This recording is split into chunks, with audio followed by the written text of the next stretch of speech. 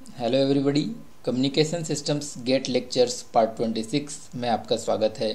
अगर आपने इस लेक्चर सीरीज़ के प्रीवियस लेक्चर्स नहीं देखे हैं तो मैं आपको रिकमेंड करूंगा कि आप वो पार्ट भी देख लें, और अगर अब तक आपने हमारे चैनल को सब्सक्राइब करके बेल आइकन पर क्लिक नहीं किया है तो कर लें। इस पार्ट में हम कवर करेंगे पल्स कोडेड मॉड्यूलेशन, जिसे हम PCM भी कहते हैं। इससे रिलेटेड हमारे हैंड रिटन नोट्स डिस्क्रिप्शन में दी हुई लिंक पर जाकर आप डाउनलोड कर सकते हैं। डिस्क्रिप्शन में और भी यूज़फुल लिंक दी हुई हैं, आप उन्हें भी चेकआउट कर सकते हैं। तो पल्स कोडेड मॉड्यूलेशन में हम क्या करते हैं, जो हमारा सिग्नल होता है उसे हम कोडेड पल्स के फॉर्म में भेजते हैं। मीन्स बाइनरी कोड जिस तरह के होते हैं 0101 के फॉर्म में सेंड करते हैं। ठीक है, तो इसके लिए हमें दो चीज़ें करनी पड़ती हैं। हम जो हमारा जो सिग्नल होता है उसे हम डिस्क्रीट फॉर्म में कन्वर्ट करते हैं। वो भी कैसा discrete form? Discrete form in both amplitude and time. इसके लिए हम तीन मेथड अडॉप्ट करते हैं: सैम्पलिंग, क्वांटाइजेशन और एनकोडिंग। तो सैम्पलिंग में क्या होता है? सैम्पलिंग में हम कंटिन्यूस टाइम सिग्नल को डिस्क्रीट टाइम सिग्नल में कन्वर्ट करते हैं। मीन्स देखिए, ये जो टाइम है, ठीक है, टाइम एक्सेस हमें यहाँ पे क्या दिख रहा है? कंटिन्यूस है। मीन्स हर टाइम पर हमारे पास कोई ना कोई सिग्नल की वैल्यू है। तो सैम्पलिंग में क्या होता है, जो हमारा जो कंटिन्यूस टाइम सिग्नल है वो कंटिन्यूस एम्पलीट्यूड सिग्नल में डिस्क्रीट टाइम सिग्नल में कन्वर्ट होता है। मीन्स नेक्स्ट जो सिग्नल अगर हम देखें इस तरह का, मतलब ये जो सिग्नल है इसे हम कन्वर्ट करते हैं इस तरह के सिग्नल में। यहाँ पर आप देख सकते हैं कि ये जो सिग्नल की वैल्यू है वो हर पॉइंट पर नहीं है, हर कंटिन्यूस टाइम पर नहीं है।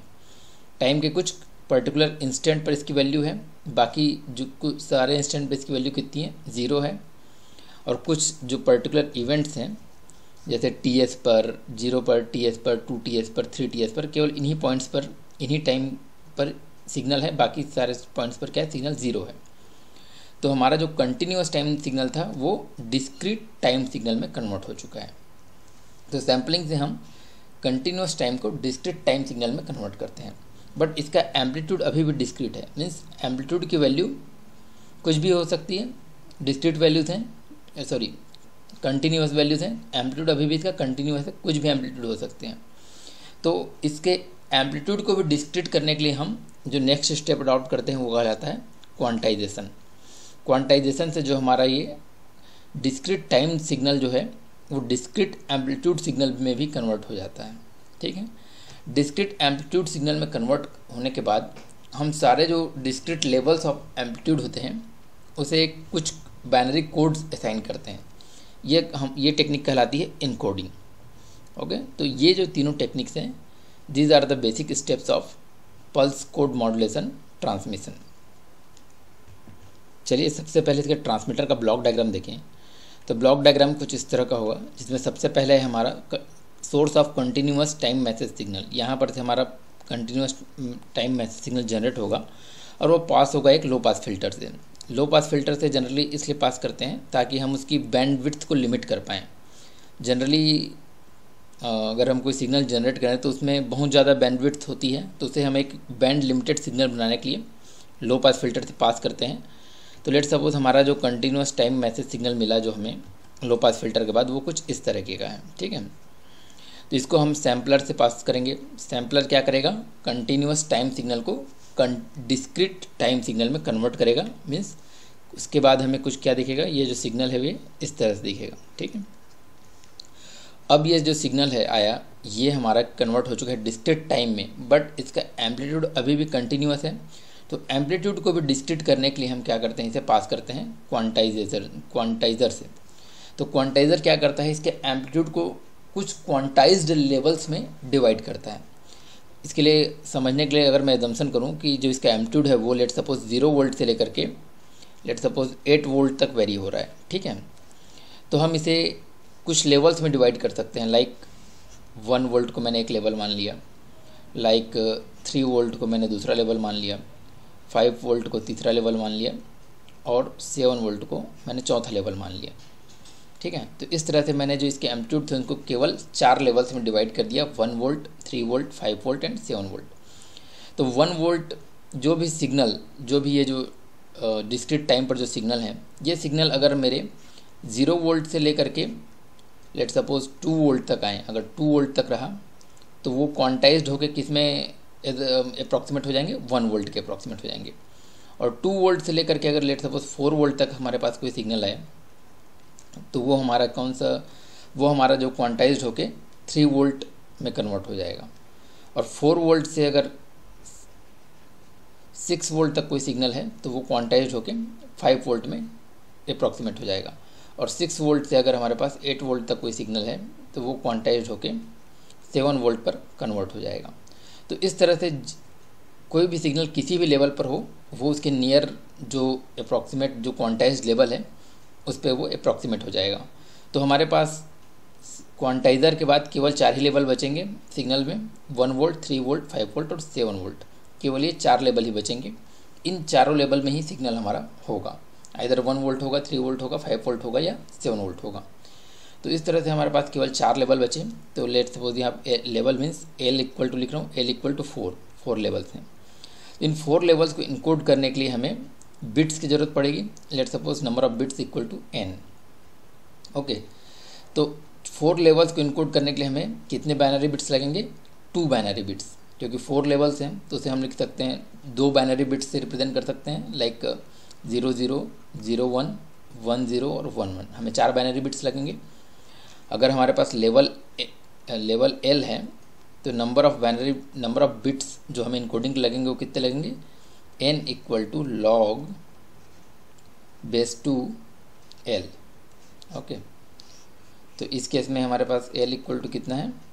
4 है, तो log बेस 2 4, तो हमें n इक्वल टू कितना मिलेगा? 2। मीन्स 2 बिट बाइनरी बिट्स लगेंगे, 0 0 0 1 1 0 और 1 1। तो ये इस बिट्स को अब हम, ये हमारा ट्रांसमीटर हमारा क्या ट्रांसमिट करेगा? इन बिट्स को ट्रांसमिट करेगा according to the level of the message signal. तो ये जो PCM सिग्नल है वो सेंड हो जाएगा ट्रांसमीटर से। ये सेंड होकर कहाँ जाएगा? ट्रांसमिटिंग चैनल में जाएगा। तो ये जो सिग्नल्स हैं देख सकते हैं हम 0 0 0 1 डिजिटल सिग्नल्स हैं। इन डिजिटल सिग्नल को हम PCM ट्रांसमीटर से ट्रांसमिट करेंगे। तो डिजिटल सिग्नल्स एक्चुअल में जो होते हैं ट्रांसमीटर के दौरान थोड़े डिस्टॉर्टेड हो जाते हैं। लेट सपोज डिजिटल सिग्नल्स हमारे पास क्या होते हैं? इस तरह से वोल्टेज लेवल्स के फॉर्म में होते हैं। तो ट्रांसमिशन के दौरान इसमें कुछ जो लेवल्स हैं इसमें डिस्टॉर्सन आ सकता है इस तरीके से। तो ये डिस्टॉर्सन्स जो हैं वो रीजनरेटिव रिपीटर्स के द्वारा हटा दिए जाते हैं और हमें फ्रेश सिग्नल यहाँ पर ऐसा मिल जाता है। तो फाइनली जो हमारा जो रिसीवर होगा PCM का वो कैसा होगा?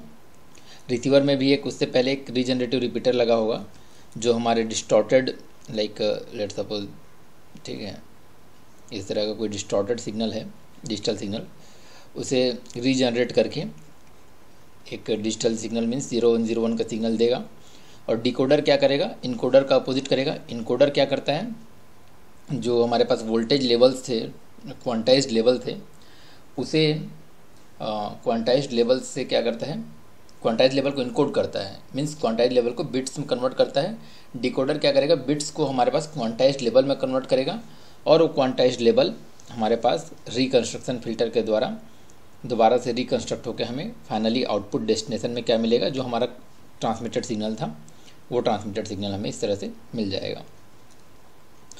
तो पल्स कोडेड मॉड्यूलेशन में जो सैम्पलिंग जो क्वांटाइजेशन हमने देखा, इसमें हम देख सकते हैं कि जो स्टेप साइज़ है, मीन्स जैसे स्टेप्स इसमें 4 स्टेप हैं, 1 वोल्ट, 3 वोल्ट, 5 वोल्ट और 7 वोल्ट। तो ये चारों जो स्टेप्स हैं इन सब के स्टेप्स के बीच का जो ड्यूरेशन है, मीन्स जो गैप है, ये क्या कहलाता है? स्टेप साइज़ कहलाता है। मीन्स 1 वोल्ट और 3 वोल्ट के बीच का जो गैप है वो कितना है? 2 वोल्ट। 3 वोल्ट और 5 वोल्ट के बीच का गैप कितना है? 2 वोल्ट। 5 वोल्ट और 7 वोल्ट के बीच का गैप कितना है? 2 वोल्ट। तो these all are the step size, मतलब ये जो एक स्टेप्स और दूसरे स्टेप्स के बीच का गैप है ये क्या कहलाएगा? Step size. स्टेप साइज देख सकते हैं यहाँ पे सारे जो स्टेप्स हैं सब में हमारे पास क्या है? 2 वोल्ट का गैप है। तो इस तरह के क्वांटाइजेशन को हम लोग कहते हैं uniform quantization. Uniform quantization. Okay, अगर जो स्टेप्स हैं उनमें गैप इक्वल ना हो, लेट सपोज अगर मैं 1 वोल्ट के बाद आए 3 वोल्ट, 3 वोल्ट के बाद आए लेट सपोज 7 वोल्ट, 7 वोल्ट के बाद आए लेट सपोज 12 वोल्ट, तो इनमें जो स्टेप्स में अगर गैप जो हो वो यूनिफॉर्म ना हो तो उस तरह के क्वांटाइजेशन को हम लोग कहते हैं नॉन यूनिफॉर्म क्वांटाइजर।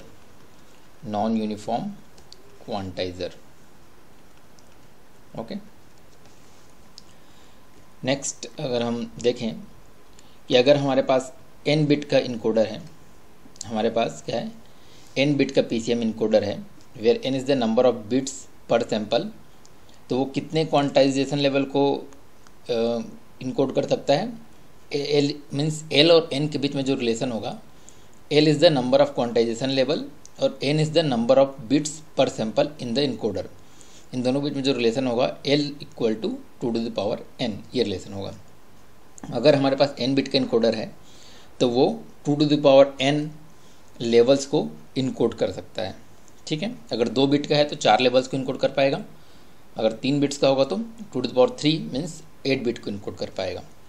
नेक्स्ट अगर हमारे पास n बिट्स का इनकोडर है, l is the number of quantization level, तो l इक्वल टू n, तो स्टेप साइज हम कैसे कैलकुलेट कर सकते हैं? स्टेप साइज जिसे हम डेल कह रहे हैं यहाँ पे, del equal to V max जो इसकी मैक्सिमम वोल्टेज लेवल है minus V minimum voltage level divide by number of levels. जैसे इससे प्रीवियस केस में अगर हम देखें तो इसमें मैक्सिमम वोल्टेज लेवल जो हमने कंसिडर किया था वो क्या था? 8 वोल्ट, और मिनिमम कंसिडर किया था 0 वोल्ट। तो 8 volt minus 0 volt divide by number of quantization level means 1 2 3 4 4 levels हैं, तो 8 माइनस 0 डिवाइड बाई 4, तो ये हमारा क्या निकल गया? स्टेप साइज निकल गया, ठीक है, 2 वोल्ट। तो इन स्टेप साइज में जो एरर भी आता है, एरर क्या आता है? एरर, क्वांटाइजेशन एरर का जो फार्मूला है that is the sampled value minus quantized value. तो जो सैम्पल्ड वैल्यू क्या होती है और क्वांटाइज्ड वैल्यू क्या होती है? मीन्स जैसे यहाँ पे आप देख सकते हैं, ये जो है ये सैम्पल्ड सिग्नल है, ठीक है। सैम्पलिंग के बाद ये सिग्नल मिला तो इसे हम क्या कहेंगे? सैम्पल्ड सिग्नल, ठीक है। मीन्स सैम्पलिंग के बाद हमें ये सिग्नल मिला और क्वांटाइजेशन के बाद हमें ये सिग्नल मिला। तो लेट सपोज ये जो पॉइंट है इसकी वैल्यू है 7.5, ठीक है, बट सैम्पलिंग के बाद इसकी वैल्यू है 7.5, बट क्वांटाइजेशन के बाद इसकी वैल्यू क्या होगी? 7.5 मतलब यहाँ पर कहीं पर होगी, तो ये अप्रॉक्सीमेट होकर क्या हो जाएगी? 7 वोल्ट हो जाएगी। मीन्स यहाँ पर हमें क्या मिलेगा? ये जो लेवल है वो अप्रॉक्सीमेट होकर 7 वोल्ट मिलेगा। तो 7.5 और 7 वोल्ट के बीच में जो डिफरेंस है यही हमारा क्या है? एरर है। Means sampled value that is 7.5 minus quantized value that is 7 volt. तो quantization error equal to sampled value minus quantized value, okay. तो ये जो होती है मैक्सिमम कितनी हो सकती है? मैक्सिमम ये जो हो सकता है that should be step size divide by 2। जैसे कि आप देख सकते हैं अगर 7 वोल्ट है लेट सपोज, तो 7 वोल्ट में मैक्सिमम लाइक 8 वोल्ट को हम अप्रॉक्सीमेट करेंगे 7 वोल्ट के, या तो 6 वोल्ट के अप्रॉक्सीमेट करेंगे 7 वोल्ट के।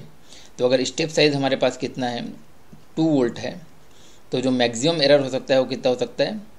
1 वोल्ट, ठीक है। मैक्सिमम एरर हो सकता है 1 वोल्ट इन पॉजिटिव डायरेक्शन और नेगेटिव डायरेक्शन। मीन्स लाइक अगर 8 वोल्ट है तो 8 वोल्ट तो हमारा क्वांटाइजेशन कितना हो सकता है? 8 volt minus 7 volt means 1 volt that is del by 2। और अगर हमारा ये 6 वोल्ट है तो 6 minus 7 means minus 1 volt that means minus del by 2। तो क्वांटाइजेशन एरर मैक्सिमम हो सकता है del by 2, minus del by 2 और प्लस डेल बाई 2, ठीक है, माइनस डेल बाई 2 से प्लस डेल बाई 2। उसी तरह जो 5 वोल्ट है, अगर जो 6 वोल्ट रहेगा उससे भी हम अप्रॉक्सीमेट 6 वोल्ट से जस्ट जो कम होगा उसे हम अप्रॉक्सीमेट करेंगे 5 वोल्ट के, और 4 वोल्ट से जो जस्ट थोड़ा सा भी ग्रेटर रहेगा उसे अप्रॉक्सीमेट करेंगे 5 वोल्ट के। तो maximum quantization error for any step क्या हो सकता है? Del by 2। नेक्स्ट हम देखें, जैसे लेट सपोज ये क्या है? सैम्पल, डिफरेंट सैम्पल्स हैं, ठीक है, और इन सैम्पल्स का जो ड्यूरेशन है that is the TS is the duration of 1 sample. एक सैंपल का मतलब इसने बाद ही दूसरा सैंपल आएगा, और एक सैंपल को इनकोड करने में लेट सपोज हमें लगते हैं 2 बिट्स लाइक 0 1। तो ये जो ड्यूरेशन है एक सैंपल का, उसमें हम लोग कितने बिट ट्रांसमिट कर रहे हैं? 2 बिट ट्रांसमिट कर रहे हैं। मीन्स एक सैंपल के ड्यूरेशन में हम 2 बिट को ट्रांसमिट कर रहे हैं। तो जो बिट का ड्यूरेशन होगा वो क्या होगा? एक सैंपल का duration divide by 2 means TB equal to TS by 2, okay. क्योंकि एक सैंपल के ड्यूरेशन में हम 2 बिट ट्रांसफ़र कर रहे हैं, तो हम ये कह सकते हैं कि एक सैंपल के ड्यूरेशन में 2 बिट का ड्यूरेशन आ रहा है, या फिर ये कह सकते हैं एक बिट का duration equal to TS by 2, okay. Next यहाँ पर तो हमने क्या देखा कि जब हमारे पास 2 बिट का इनकोडर है तब, अगर लेट सपोज हमारे पास n बिट इनकोडर हो n बिट इनकोडर हो तो बिट ड्यूरेशन को हम लोग क्या लिखते हैं T B equal to T S upon N. ठीक है, यहाँ पे 2 बिट का इनकोडर था तो यहाँ पे डिवाइड बाई 2 आया, अगर n बिट का इनकोडर होगा तो डिवाइड बाई n। तो जो ड्यूरेशन है उसी का इन्वर्ट जो होता है रेट, जैसे बिट ड्यूरेशन अगर हमारे पास टी बी है तो बिट रेट जो होगा, बिट रेट हम लोग लिख सकते हैं bit rate equal to 1 upon T B. ठीक है, तो बिट रेट इक्वल टू लिख सकते हैं यहाँ पे टी एस अपॉन एन है तो n into 1 upon T S, n into 1 upon T S, या फिर लिख सकते हैं 1 अपॉन टी बी, और उसका यूनिट्स होगा बिट्स पर सेकेंड। तो बिट्स पर सेकेंड क्या होता है एक्चुअल में, बिट्स पर सेकेंड क्या है, सैम्पलिंग रेट का मल्टीप्लिकेशन है number of bits in the encoder. तो सैम्पलिंग रेट का जो यूनिट होता है दैट इज सैम्पल्स पर सेकेंड, और बिट्स तो है बिट्स पर सैम्पल। तो ये तो कैसे हो जाएंगे, सैम्पल कैंसिल हो जाएंगे तो क्या हमें मिल जाएगा बिट्स पर सेकेंड। ओके गाइस, तो इस लेक्चर में इतना ही। आपको अगर लेक्चर अच्छा लगा हो तो लाइक करना बिल्कुल मत भूलिए, और आप हमारे हैंड रिटन नोट्स डिस्क्रिप्शन में जाकर डाउनलोड कर सकते हैं। आपकी कोई सजेशन या क्वेरी हो तो हमें कमेंट बॉक्स में लिखकर बता सकते हैं। हमारे फेसबुक पेज को जरूर लाइक कर लीजिए, वहाँ पर मैं और भी यूजफुल इन्फॉर्मेशन शेयर करता रहता हूँ। Thank you guys, thank you.